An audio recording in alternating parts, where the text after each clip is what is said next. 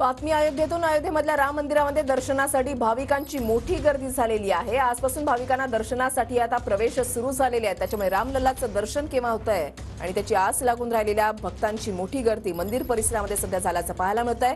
गिरीश गायकवाड आमचे प्रतिनिधी आमच्या सोबत आहेत, अधिक माहिती जाणून घेणार आहोत। गिरीश, राम मंदिर परिसरामध्ये तुम्ही आहात, रामलल्लाचं दर्शन केव्हा होतंय एक प्रतीक्षा लागून राहिलेले भाविक रामलल्ला मंदिर परिसरामध्ये रामाच्या मंदिर परिसरामध्ये पोहोचलेले आहेत। कसं वातावरण अनुभवत आहे?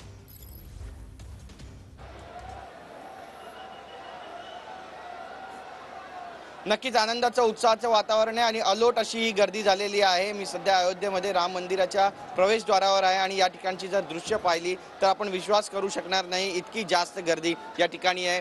भक्तांचे लोंढे आणि जत्तेच्या जत्ते देशाच्या कानाकोपऱ्यातून सध्या अयोध्येमध्ये दाखल झालेले आहे। भल्या पहाटे प्रभू श्रीरामाचं दर्शन करायचं आहे। 2 ते 3 दिवस त्यांनी अयोध्येतच काढलेले आहेत, त्यामुळे आज दर्शन करून पुन्हा आपल्या गावी परतायचं आहे या उद्देशाने हे सगळे रामभक्त आज भल्या पहाटेपासूनच राम दर्शनासाठी, प्रभू श्रीरामाच्या दर्शनासाठी, रामलल्लाच्या दर्शनासाठी या ठिकाणी मोठ्या प्रमाणामध्ये दाखल झालेले आहे। ही गर्दी पहा, अकल्पनीय, अविश्वसनीय अशी ही गर्दी आहे आणि या गर्दीला सांभाळण्याचं एक फार मोठं जे आव्हान आहे ते इथल्या ITBPच्या त्यासोबतच CISFच्या जवानांना पेलण्याचं धाडस सुद्धा करायचं आहे आणि त्यामुळे ही सगळी गर्दी पहा, दूर दूरपर्यंत आपण जिथवर नजर घालू तिथवर आपल्याला भक्तांच्या रांगाच रांगा दिसतात आणि जवळपास 2 ते 3 किलोमीटरपर्यंत ही रांग गेलेली आहे। ही रांग आणखी जास्त वाढेल अशी सुद्धा शक्यता व्यक्त करण्यात येत आहे आणि हनुमानगडीपासून सुद्धा रांग आहे। त्यासोबतच जो प्रमुख मुख्य द्वार आहे रामलल्लाला यायचा तो देखील पूर्णपणे भक्तांना भरून गेलेला आहे। पाय ठेवायला सुद्धा जागा नाही अशी परिस्थिती सध्या आहे। आपण पाहतोय ही दृश्य, देशाच्या कानाकोपऱ्यातून हे सगळे रामभक्त पोहोचलेले आहेत। हातामध्ये प्रभू श्रीरामाचा ध्वज आहे,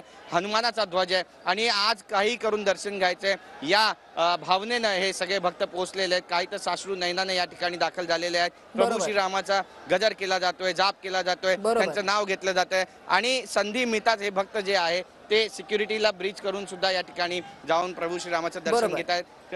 त्यामुळे आपल्याला पाहणं अत्यंत महत्त्वाचं ठरणार आहे की आजचा दिवस नेमका कसा असणार आहे। वृषाली, नक्की शेकडो वर्षांची प्रतीक्षा जी आहे त्याला पूर्णविराम मिळालेला आहे। ही प्रतीक्षा संपलेली आहे, त्याच्यामुळे रामलल्लाचं दर्शन घेण्यासाठी देशभरामधून आलेले भाविक जे आहेत ते अगदी आसुसलेले आहेत। धन्यवाद गिरीश, दिलेल्या सविस्तर माहिती।